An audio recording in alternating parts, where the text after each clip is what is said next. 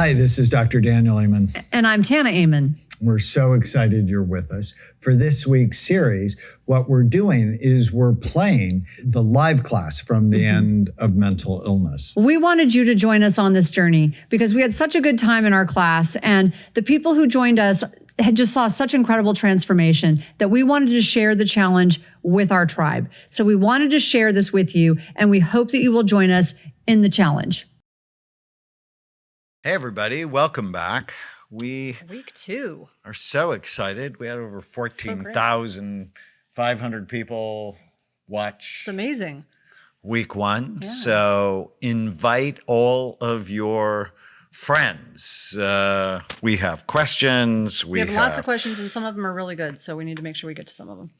And we're going to have more challenges for you. We made it super easy for you for like day 1, tell somebody the little tiny habit is good for your brain or bad for it.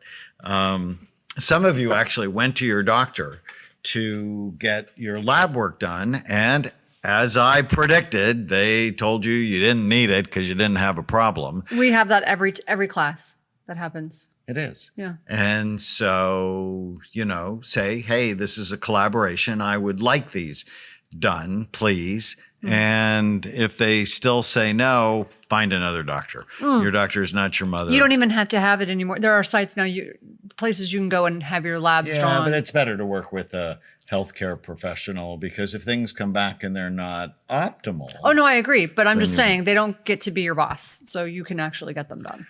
Well, you get to be my boss. It's true. But you get to be my boss too. So that was one of the questions. So one of them I want to clarify. Someone asked, they were confused about my advice never to drink juice. She said, ever, even fresh squeezed juice, celery juice. Let me clarify it. And if I didn't say this, it's my fault. No fruit juice. So no fruit juice. Celery juice is great. I love my green juices all the time. I love wheatgrass, celery juice. I get my big green goddess, goddess of greens, whatever it's called. Green juices are great. So I apologize if I didn't say that, if I didn't clarify that. But fruit juices, fresh squeezed, no. So I love this question. Eat the fruit. Can an older person like me, say 49 years old, I know, I'm like, oh my still see improvement if I start now? I'm afraid of irreparable damage. This person just called me old. Well, you old and me ancient. Right, basically. And in our NFL work, we actually had players who were in their 80s. And they still showed significant improvement on our program. And so that is our hope for you. And remember, the end of mental illness begins with a revolution in brain health. And we're a week closer to the release of the end of mental illness. Those of you who pre-ordered the book, thank you so much. I would just dearly love it if you gave it as a gift to people who needed it. So this week is about creating bright minds. And those of you that listen to the podcast or have read Memory Rescue, this idea, if you want to keep your brain healthy or rescue it, if it's headed to the dark place, you have to prevent or treat the 11 major risk factors that steal your mind. Now I'm struggling. There we go. Okay. So this is what we're doing this week. We're actually not going to do all of them because we're going to take a deep dive into each one of these risk factors. And as I figured this out, I was so excited. This is functional medicine made super simple. And I first created it with my book, Memory Rescue. And you remember in Memory Rescue, I talk about the hippocampus, which is Greek for seahorse or sea monster. And because it's got that shape. And for Christmas, 2 or 3 years ago, you actually went to Laguna Beach, found an artist that you like, a painting. and commissioned a painting on the hippocampus. It basically which we should looks like actually this abstract show. modern art, but it's a hippocampus. Yeah. And it's beautiful. But the hippocampus, why do I love the hippocampus? I mean, not as much as Tana, but why do I love the hippocampus? Because it's one of the few parts of the brain that makes new cells every day. So I was just in a new docuseries on stem cells. Oh, it was so fun. Well, that's a different one. Oh, the one last night was so fun. The one last night was so fun. We'll talk about that. Yeah. But I was in a new docuseries on stem cells. And in your brain, people have had the wrong idea about the brain for a long time. It's like the brain cannot change. It absolutely can change. We see it all the time. Yeah, that here. Once they die, and that's it. Right. And you are a neurosurgical ICU And that's what I nurse. was taught. It's like once it dies, that's it. Wow. And I guess it was about 20 years ago, we realized the brain continues to make new cells, especially in the hippocampus, throughout life, about 700 new cells every day. So the hippocampus is Greek for seahorse. It's like you have 700 new baby seahorses being born every day. And so Chloe, who's 16, who I got to hang out with yesterday and today, and I'm 65, and hers tend to stay around and get absorbed into the big seahorse, and so her mood and memory is sharp.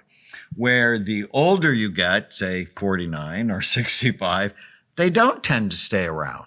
Why?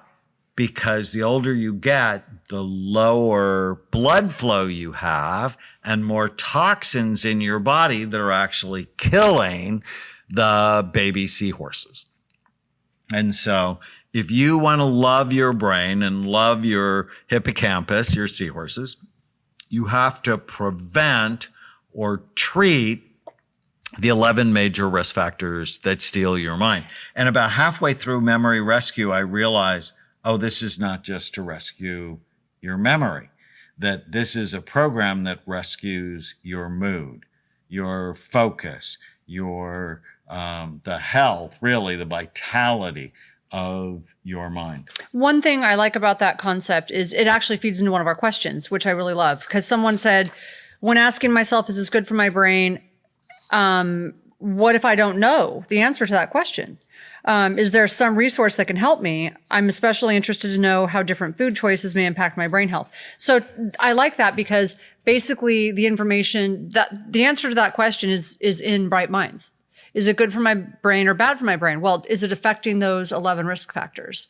And you have a whole chapter on food anyways. And so, my cookbook, your book, the chapter on your book. So the cookbook helps you to put it into practical, Right. The Brain Warriors Way cookbook, right. that I think is one of your best books. But the information on what to do for food is in the book. And in the end of Mental Illness, there's a chapter called Food Made Insanely Simple. And some people pushed back against insanely, but it's just like, you gotta make it easy. And there's made a whole sanely simple section is this, it's like, eat this, don't eat that. Right. And most of you will understand if generally it's colorful and not artificial. So Skittles don't count. If it's colorful, high in fiber, low in sugar, it's likely going to be good for you. So let's get started, because I can go on and on forever. Almost all of these risk factors are preventable or treatable. So that's the good news. And when we taught a similar class a couple of years ago, I guess about 3 years ago now, we studied it. So we want all of you actually to go to the week 1 and week 2 surveys and fill them out. So they've been loaded. You might have to refresh. But they wanted me to this remind page. you, don't fill out week 2 until you have done all of the stuff on week 2. So after today, and you've done the things on week 2, don't fill out that survey until after you've completed the tasks for week 2.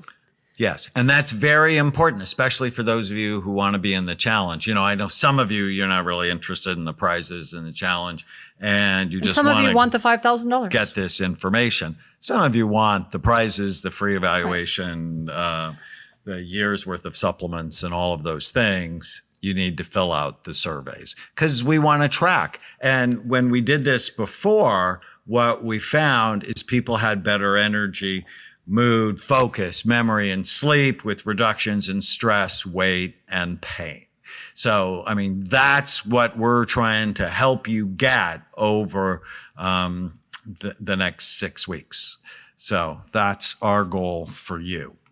And, our big sneaky goal is we want to end mental illness. And how do you end mental illness?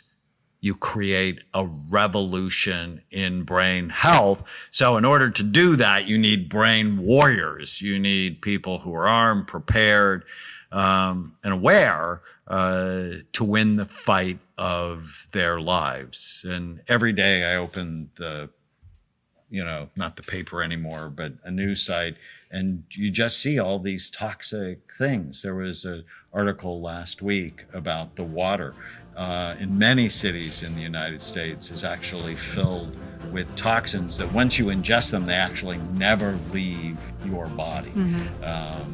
That's a war, right? It's a weapon of mass destruction. So true. If you're enjoying the Brain Warriors Way podcast, please don't forget to subscribe so you'll always know when there's a new episode.